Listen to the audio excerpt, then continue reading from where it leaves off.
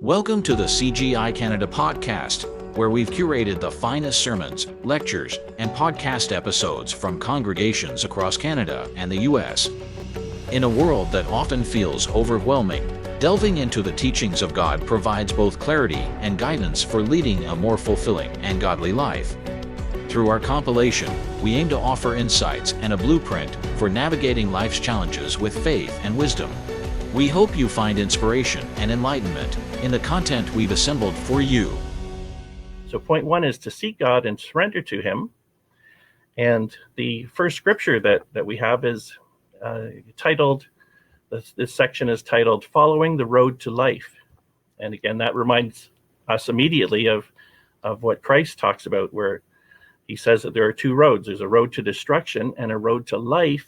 This is in Matthew 7:13-14. And Christ says, choose life, choose that road. And choice is something that is in our power. We see that there's these two roads before us, and we can choose to follow Christ.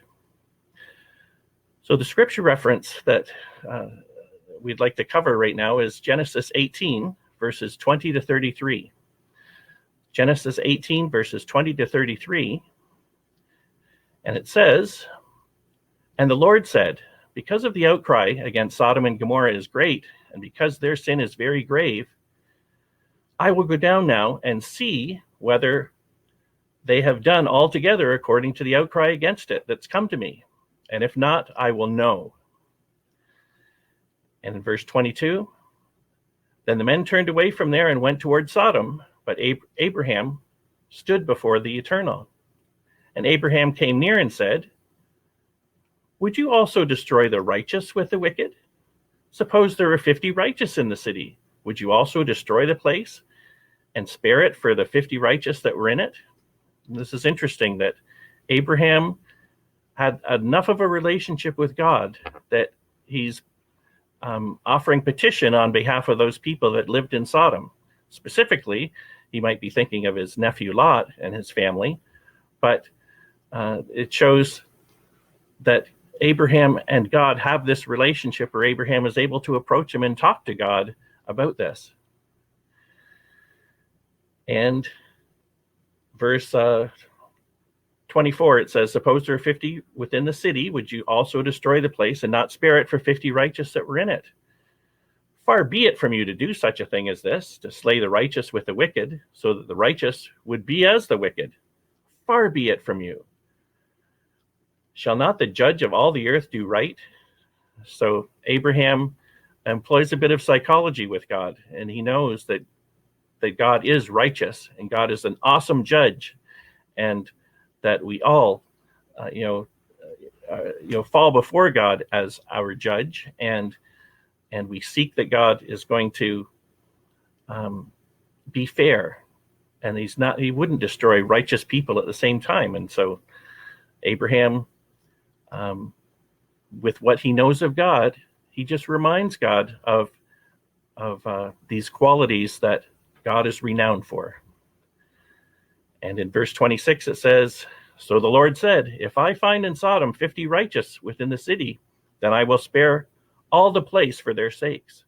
Then Abraham answered and said, indeed now, I who am but dust and ashes have taken upon myself to speak to the Lord. Suppose there were 5 less than the 50 righteous. Would you destroy it, all the city for the lack of 5? So he said, if I find there 45, I will not destroy it. And he spoke to him yet again and said, suppose there should be 40 found there. So he said, I will not destroy it for the sake of the 40. Then he said, let not the Lord be angry, and I will speak. Suppose 30 should be found there. So he said, I will not do it if I find 30 there. And he said, indeed now, I have taken upon myself to speak to the Lord. Suppose 20 should be found there. So he said, I will not destroy it for the sake of 20. Verse 32, then he said, let not the Lord be angry, and I will speak but once more. Suppose 10 should be found there. And he said, I will not destroy it for the sake of 10. So the Lord went his way as soon as he had finished speaking with Abraham, and Abraham returned to his place. So from the point of view of spiritual renewal, one of the things that we see is that Abraham has this relationship with God, and so he can call on that relationship right away. So Abraham hadn't gotten far off from God, but in this example, in this section, we see that Sodom is the opposite, where Sodom has no relationship with God. And so what Scripture is giving us is this interesting contrast between Abraham and God, and Sodom and God. So from this, we can learn that surrendering our lives to God leads to relationship. So Abraham was in that place of surrendering his life to God, and that gives him that relationship, and it offers safety to us that, in this case, Sodom didn't have. And so from the point of view of spiritual renewal, we see the importance of keeping a relationship with God. And again, the safety that we have with God isn't necessarily that he puts a hedge around us so that nothing could ever happen to us. We saw in the intercessory prayers, for example, that some bad things can happen to Church of God people as well.